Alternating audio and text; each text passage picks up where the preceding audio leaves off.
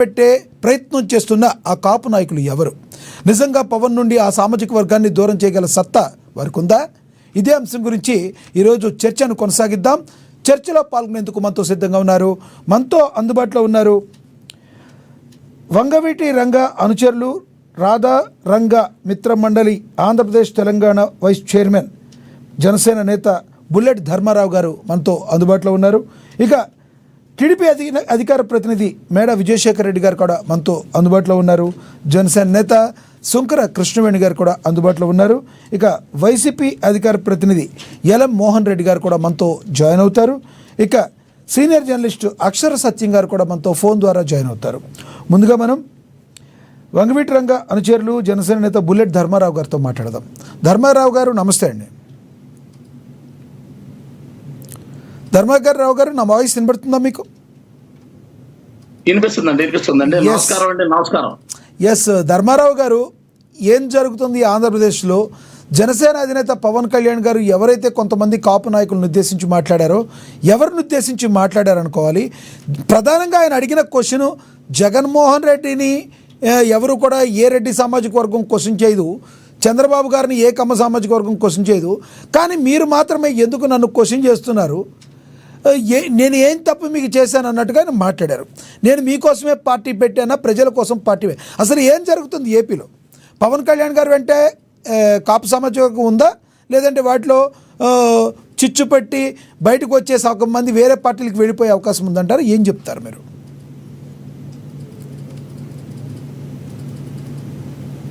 Sir, ముందుగా మా channel యాజమాన్య వారికి కానీ, స్టాఫ్ కానీ, అలాగే మరి ప్యానల్లో పాల్గొన్న మిత్రులకు కానీ అందరికి కూడా హృదయపూర్వక ధన్యవాదాలు, కృతజ్ఞతలు. అలాగే మీ ఛానల్ ద్వారా లక్షలాది మంది వీక్షిస్తున్నారు. మీ ఛానల్కు పేరుంది, ఒక బైక్ ఉంది మీకు. మరి మీ ఛానల్ ద్వారా మీకు కూడా మొట్టమొదటిసారిగా మీ ఛానల్కి నేను రావడం, ఇప్పటికీ ఎన్నో ఛానల్ ద్వారా నేను పాల్గొనడం జరిగింది. రాష్ట్ర ప్రజలు అందరికీ తెలుసు. ముందుగా మీ అందరికి కూడా, అలాగే లక్షలాది మంది ప్రజలు వీక్షిస్తున్న అందరికి కూడా ఈ బుల్లెట్ ధర్మారావు నమస్కారాలండి. అలాగే మీరు అడిగిన దాని చాలా అభద్రతా భావమైన క్వశ్చన్ అండి. ఎందుకంటే ఊళ్ళో లేనండి గత 12 రోజులుగా. సార్ వినపడుతున్నాను? అది వినబడుతుంది. ఫాస్ట్గా గట్టిగా మాట్లాడండి, సబ్జెక్ట్లోకి వచ్చేయండి. అదే వినిపిస్తుందా మీకు అంటున్నా? వినబడుతుంది, మీరు సబ్జెక్ట్లోకి వచ్చేయండి ప్లీజ్.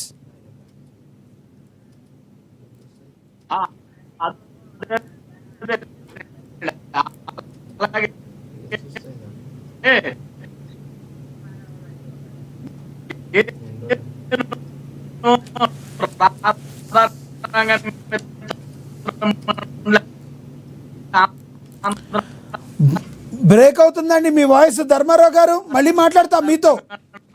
సరి చూసుకోండి మీ వాయిస్ని ఒకసారి. అక్కడ మనం మేడ విజయశేఖర్ రెడ్డి గారితో మాట్లాడదాం, టీడీపీ అధికార ప్రతినిధి, ఆయనతో మాట్లాడదాం.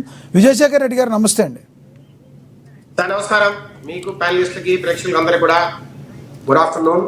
ఎస్ విజయశేఖర్ రెడ్డి గారు, పవన్ కళ్యాణ్ గారు మాట్లాడిన బయట ఒకటి ప్లే అవుతుంది, చూద్దాం.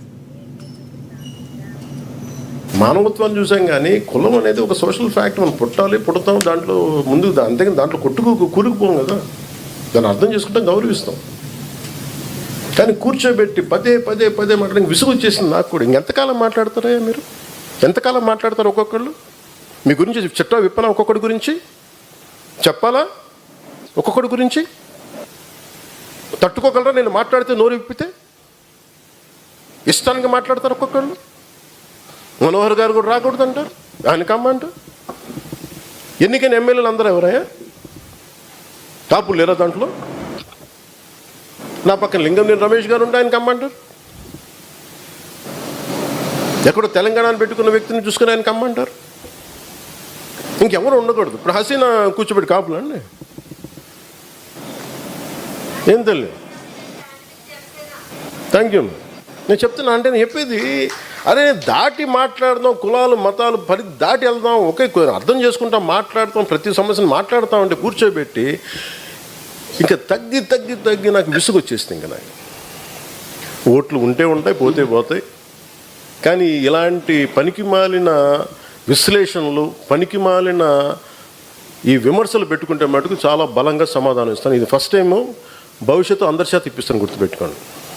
మీ నోళ్ళు మూత పడే వరకు, ఇంకొకసారి నా గురించి మాట్లాడాలంటే మీ నోళ్ళు మూత పడే వరకు అందరి చేత మాట్లాడిస్తాను, గుర్తుపెట్టుకోండి. ఇంకా సభ్యత సంస్కారం కాదు అని చెప్పి నేను మాట్లాడలే. ఇంకా మీరు స్థాయి దాటేశారు. మీరు ఎవడన్నా సరే మీరు మీ వాదనే చెప్తా, మీ కుల వాదనే చెప్తాను కాపు నాయకులందరికీ. మిగతా కులాల్లో చూసారా ఎక్కడన్నా? జగన్ గారి సామాజిక వర్గంలో చూసారా వాళ్ళ కులం నుంచి కూర్చున్న నాయకులు మాట్లాడారు ఎప్పుడన్నా? నువ్వు ఓడిపోతే నీ పేర్లు మార్చుకుంటాను ఎవరన్నా మాట్లాడారు అట్లా? ఎవరు మాట్లాడారు? మాట్లాడతారు. చంద్రబాబు గారి గురించి మాట్లాడారు, నువ్వేం చేసావు కమ్మవారికి అని మాట్లాడతారా? మాట్లాడరు. మీరు మాట్లాడతారు. అసలు మీరు ఒకసారి లోపల ఆలోచిస్తారా? ఈరోజు మీ అందరికీ చెప్తా ఉన్నా, నా చుట్టుపక్కల చాలామంది నాయకులు ఉండేవాళ్ళు. కానీ నేను ఇప్పుడు ఉదాహరణకి ఈయనే ఉన్నారు, ఆర్ఎంఆర్ గారు ఉండేవాళ్ళు, జేడీ గారు ఉండేవాళ్ళు. ఎక్కడికి వెళ్ళినా, రాజమండ్రి ఎక్కడికి వెళ్ళినా, ఈస్ట్ గోదావరి ఎక్కడికి వెళ్ళినా జేడీ గారిని పార్టీలు చేర్చుకోవాలని జేడీ గారిని పార్టీ. ఎస్, విజయశేఖర్ రెడ్డి గారు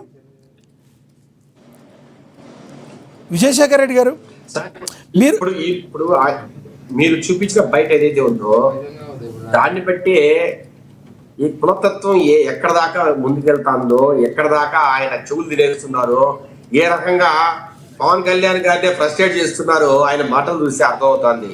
సార్ నేను అంటున్నా, ఇప్పుడు ఈ మాట్లాడే వ్యక్తులు ఎవరైతే ఉన్నారో, అంటే పవన్ కళ్యాణ్ గారు చెప్పే వ్యక్తులు కావచ్చు, లేదంటే ప్రెస్ మీట్ పెట్టి మాడే వ్యక్తులు కావచ్చు, వీళ్ళకి ఏం కావాలి సార్? వీళ్ళ జీవిత ధ్యేయం ఏంటి? అంటే కులం బాగుపడాలనా, లేదంటే కులానికి ఏదైనా అభివృద్ధి చేయాలనా, లేదంటే కులానికి ఏదైనా రిజర్వేషన్ అవసరమా, లేదంటే కులంలోని కొంతమంది నాయకులను అందరం ఎక్కించాలనా, లేదు పవన్ కళ్యాణ్ గారిని ముఖ్యమంత్రి చేయాలనా? సరే ముఖ్యమంత్రి చేయాలనుకుందాం, ముఖ్యమంత్రి అయితే ఏం చేయాలి? ఇప్పుడు ముఖ్యమంత్రి కాకుండా దాన్ని చేయలేడా? అంటే ముఖ్యమంత్రి అవ్వడమే ధ్యేయం. నీకు కాదనంటే సార్, పార్టీ పెట్టిన ప్రతి వ్యక్తికి ముఖ్యమంత్రి అవ్వాలని ఉంటుంది. నీకు కాదనంటే పవన్ కళ్యాణ్ గారు అతిథులేం కాదు, పవన్ కళ్యాణ్ కూడా టైం కోసం వెయిట్ చేస్తారు. ఇప్పుడు ఆయన ముఖ్యమంత్రి 2009లో చిరంజీవి గారు ముఖ్యమంత్రి కావాలని వచ్చారు, పార్టీ పెట్టారు, కానీ జరగల. తర్వాత 2014లో పార్టీ నిర్మాణం లేదు, అందుకని తెలుగుదేశానికి బీజేపీ సపోర్ట్ ఇచ్చారు. 19లో పోటీ చేశారు. పోటీ చేసినప్పుడు మరి ఇప్పుడు మాట్లాడే నాయకులంతా ఏమయ్యారు? ఎందుకు 2 దగ్గర ఆయన ఓడించారు? ఎందుకు 6% వచ్చింది? 25% ఉన్న కాపు కులాల, అంటే ఆ కులాల సమాహారం ఏదైతే ఉందో, సామాజిక వర్గాల సమాహారం 25% అని గుండెలు పోతున్నారు కదా. మరి ఏమైంది? ఆ 25% ఎందుకు పడలా పవన్ కళ్యాణ్ గారికి 2019లో? ఎందుకు 6% వచ్చింది? అంటే తను ఏదైతే ఈ రోజు మాట్లాడుతున్నారో, మేము మా కులాన్ని అడ్డుపెట్టి మీరు కాపు కాసామని ఎవరైతే చెప్తున్నారో ఆ కులం ఓట్లు పడ్డాయా? పడితే మరి రెండు కాన్స్టిట్యూన్సీలు ఎందుకు ఓడిపోతారు అయినా? సార్ నిజంగా 90,000, 70,000, 80,000 కాపు కులం ఓట్లు ఉన్న కాన్స్టిట్యూన్సీల్లో పవన్ కళ్యాణ్ గారు పోటీ చేస్తే మరి ఎందుకు గెలవాలా? మరి ఆయనకున్న ఇమేజ్ ఎట్లాగా ఉంది, పాపులారిటీ ఎట్లాగా ఉంది? మిగతా కులాల్లో కావచ్చు, యువతలో కావచ్చు ఆయన ఓట్లు వేసేవారు ఉన్నారు. మరి ఈ కులం ఓట్లన్నీ గబ్బగుత్తుగా పడితే ఎందుకు ఓడిపోయారు? సార్ ఇవన్నీ కూడా చాలా ప్రశ్నలు. సార్ నాకు తెలిసినంత వరకు పవన్ కళ్యాణ్ గారు కూడా ఆలోచించేది ఏంటంటే, ఎవరైతే ఈ రోజు మాట్లాడుతున్నారో వీళ్లకు తెలుగుదేశంతో కలిసి ఉండడం ఇష్టం లేదు, కానీ తెలుగుదేశంతో అధికారం పంచుకోవడం ఇష్టం లేదు, తెలుగుదేశం పార్టీని కానీ లేదంటే చంద్రబాబు నాయుడు గారు కానీ ఈ రాష్ట్రంలో ముఖ్యమంత్రిగా ఉండి పరిపాలన చేయడం ఇష్టం లేకనే ఇలా